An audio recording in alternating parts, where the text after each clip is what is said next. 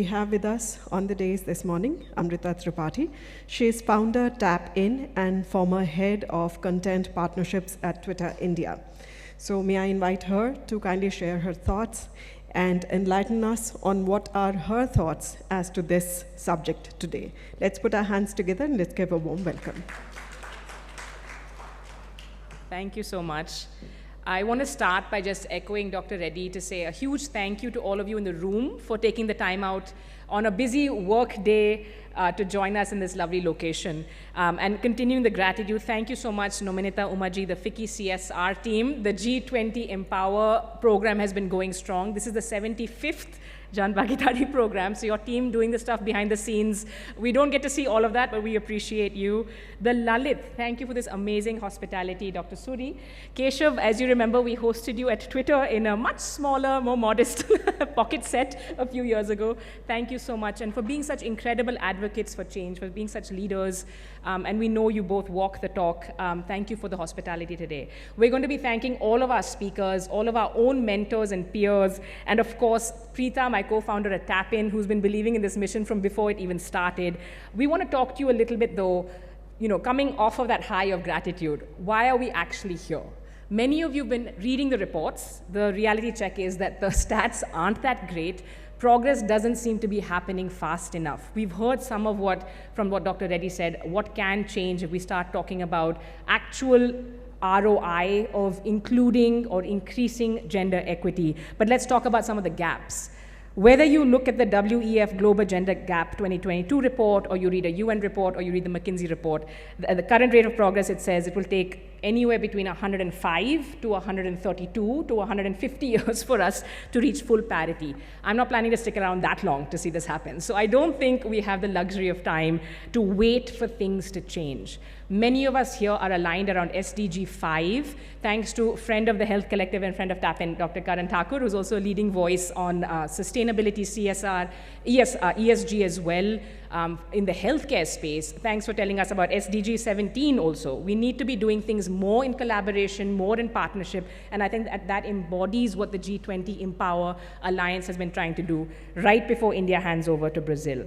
Now, if you look at some of the reports, and I'm going to rattle some of these off because they've been in the headlines. The UNDP report on bias was literally headlined a decade of stagnation, showing that gender biases are entrenched, not just in India, but globally. 9 out of 10 people are biased against women. 40% believe men are more competent as business executives. And yet we know for a fact that leadership is gender agnostic, so that's not acceptable. This sort of bias, gatekeeping, stereotype perpetuation leads to the glass ceiling or the glass cliff, as the founder CEO of Harappa Education, who you'll hear from this afternoon, Shreyasi and Pramat Sinha, call it. We know that allyship, mentorship, and creating an enabling atmosphere are critical. Competence really at this stage is table stakes. We expect your leadership to be competent. What you need to be ready for the next wave, what you need to be in terms of future ready, what you need to be in terms of this VUCA to Bani shift we're seeing, where now everyone's talking about a brittle, anxious, brittle, anxious, non-linear, incomprehensible paradigm. You're going to need your leadership to be more empathetic, more plugged in, and much more equitable. You can also feel free, those of you in the room who are on teams, who are in leadership positions yourself, feel free to also think about this purely in terms of ROI if you want. You heard from Dr. Reddy the several $1 trillion that you can unlock. There are also reports like that, the one done by IBM in chief, in partnership with Oxford Economics, saying that organizations identified as gender equity leaders report 19% higher revenue growth than others in their sample. So if you don't want to get into the touchy-feely, warm, fuzzy goodness of humanity debate, think about the ROI. And I think we're going to make it clear through the conversations today that there's no leadership without that enabling atmosphere, but equally there's no cultural change possible without buy-in from the top. Many of us have worked on teams that were equitable. Many of us have worked on teams that were not. Many of us deal with microaggressions every single day, no matter what the intersection of your identities is. And that's what we're hoping to learn from each other today. That's what we're hoping to learn from some incredible leaders joining us on the panels, joining us on the stage, but also those of you in the room. Each of our panels, whether it's on allyship, the first panel, and thank you Shivraj and Monica for being here early. Shireen Bhan will be joining us as well. The business sense of D&I, which Preeta will be moderating, the second panel post-lunch. And the third panel is about enabling women to scale up. All of these panels will be interactive because we're going to be hoping to hear from many of you. And I'll wind down by saying the aim for today's sessions will be to articulate and address these unique barriers and challenges faced by women in business, best practice sharing. Preeta and I have been talking, I think, until we're blue in the face about how we don't want to just talk Hawa mein. We want to talk about tangible takeaways. What are actionable insights? What can you leave this room? The very least you can leave this room is with more empathy and learning how to be a better ally if we've done our job. How do we enable connections for group mentorship, allyship, and more? And that's where we plug in our brand new micro SMB called Tap In, where we're working for women in leadership. We're creating modules with amazing speakers, advisors, and mentors. So hit us up. Preeta and I will be around the whole day. If you want to learn more, we'll be also talking to many leaders about this. So whatever happens today, I hope you have a great day, a great series of speakers will be coming, so we know we'll be learning and interacting more together. Thanks so much.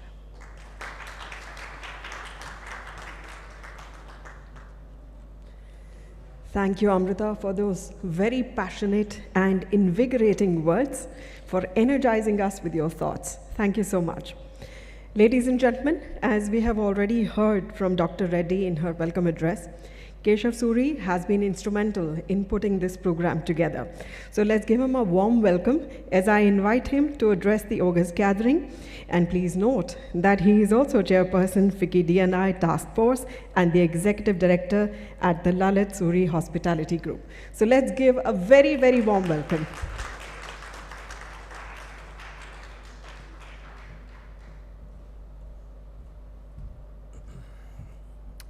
Thank you so much. Thank you for that really warm and lovely introduction.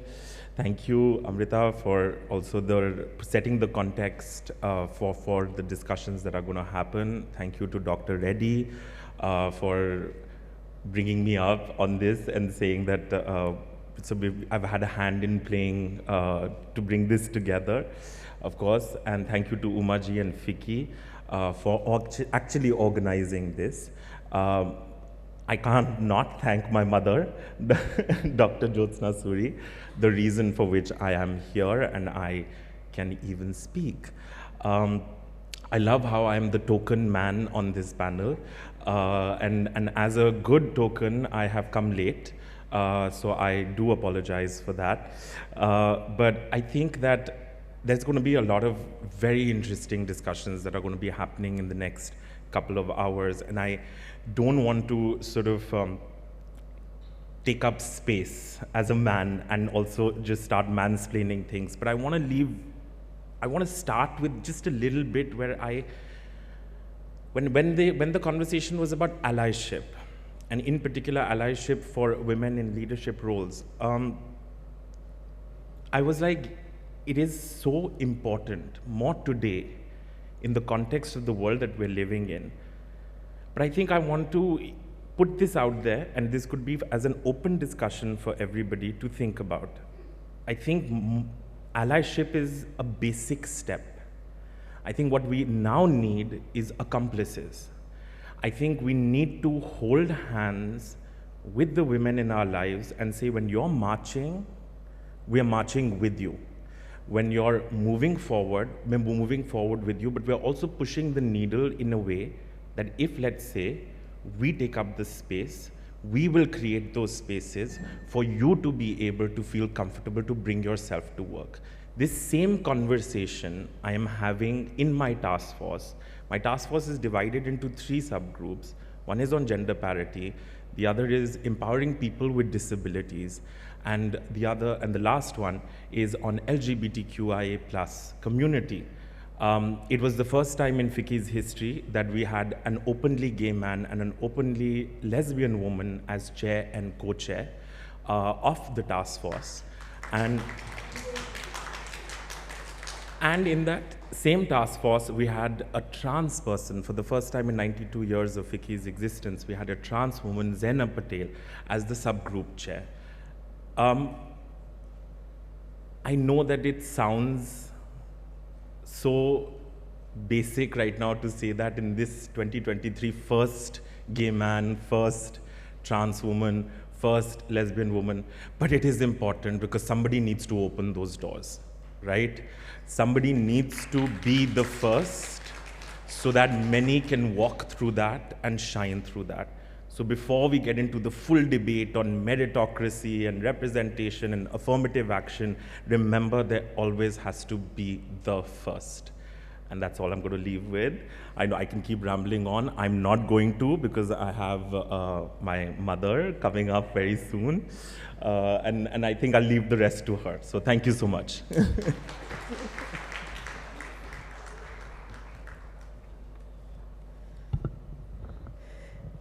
Thank you, Keshav, for articulating those beautiful thoughts. Ladies and gentlemen, in our midst here this morning, she is seated. She is an icon. She is a businesswoman and, of course, an inspiration to all the women in our country. So, ladies and gentlemen, she needs no introduction to this August gathering. Let's put our hands together for Dr. Jyotsna Suri, past President FICCI and Chairperson and Managing Director of Bharat Hotels Limited. May I request you to kindly address the gathering. Oh, that was really nice and heartwarming. Thank you so much. I want to begin by actually thanking all of you for actually taking out your time to be here. Amrita, Keshav, Uma, and each and every one of you. A namaskar to you and a really warm welcome. I am truly delighted to be a part of this deliberation. Power of allyship in promoting women's leadership. You know, in a world where gender equality remains an ongoing struggle, it is crucial that we recognize the power and potential of allyship in achieving true progress. I understand what Keshav says, that it's no longer allyship, it's now accomplices. He's right, because I think the time for allyship has to pave the way for the next level, and that's where we need to go. Women, of course, have made significant strides in various fields, yet, they continue to face numerous barriers on their journey to leadership positions. Having said that, over the last 7 to 8 years, there's been a wave of advocacy for gender equality at work. There's been media coverage of the pay gap. There's a growing body of evidence, and we've heard a couple of them already, to show that companies which employ women perform way better. There is absolute great awareness at this point of time in the corporate world for the need for and the benefits of promoting women. So, I mean, awareness is complete because there's been so much on it. Yet, women remain underrepresented in senior leadership roles across the industries. Many gender disparities remain even as countries have developed. So this really calls for very sustained and focused public action. Encouraging allyship is a worthy goal because allyship impacts every facet in the organization. In fact, we've already heard the numbers where companies which have employed women outperform the companies that have not. And what is allyship? Allyship is not simply a passive state of supporting women from a distance. It's not from a distance. It requires individuals, regardless of gender, to recognize the challenge, the systemic biases. Now, the systemic biases is very important, and prejudices. So there are biases and prejudices that hinder women's advancement. Allyship goes beyond being supportive.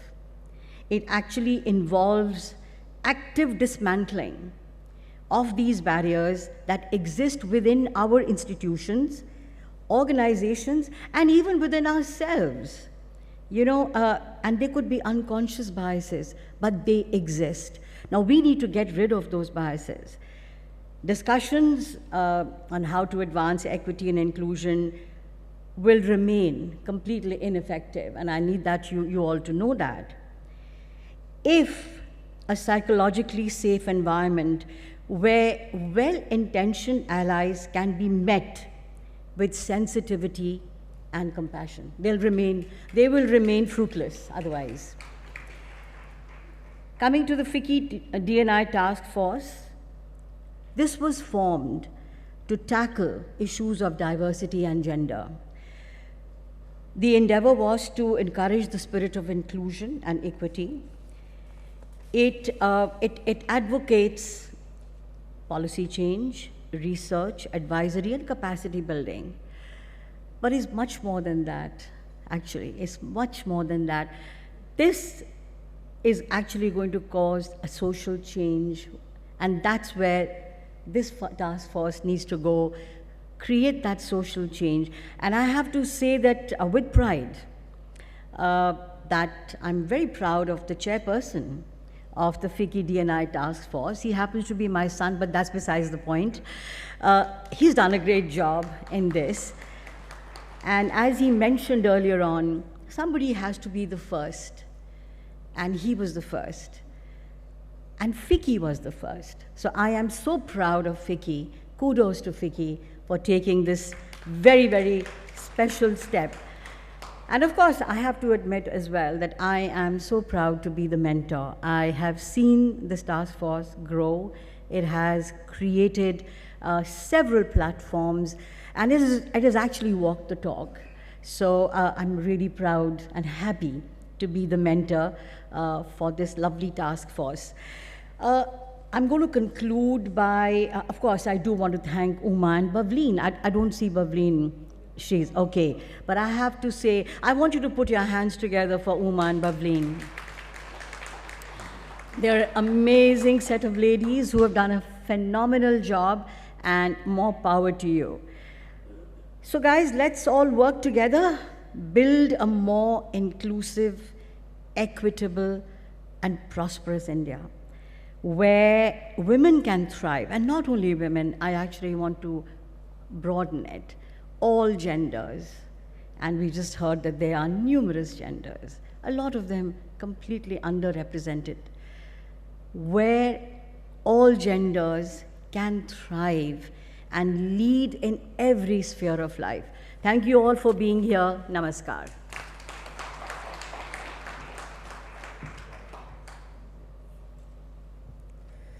Thank you, Dr. Suri. Your words are so inspirational. You really, truly are an inspiration to all of us. So, ladies and gentlemen, I now invite Ms. Uma Seth. She's Senior Director and Head CSR and Diversity and Inclusion at FICCI.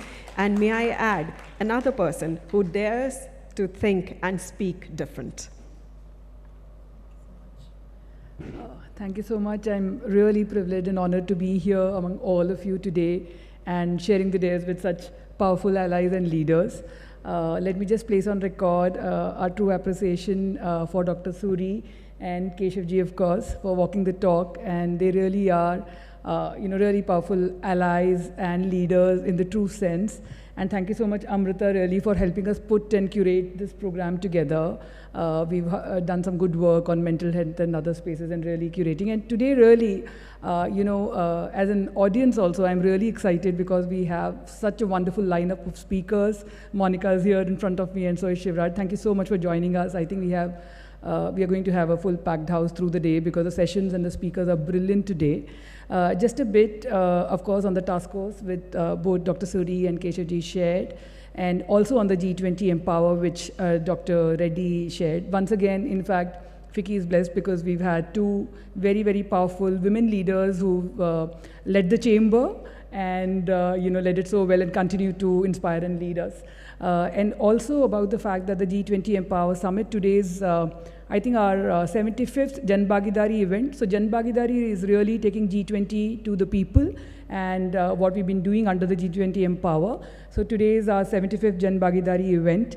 And I think the last physical event that we're doing, so what better than to do on the role of allyship and leadership. So really looking forward, and I must really place on record also the appreciation for my wonderful CSR team who worked very closely with Amrita and Tap-In team to put this program together for all of you. They are the ones who really done all the behind the scenes work and put this together. So I don't think I would take more space. Once again, thank you. And I would also like to invite all of you to the culmination event of the G20 Empower Summit at Gandhinagar. Do join us if you can. It's going to be a wonderful culmination event on 1st of August. So with that, thank you so much for joining us today. Thanks.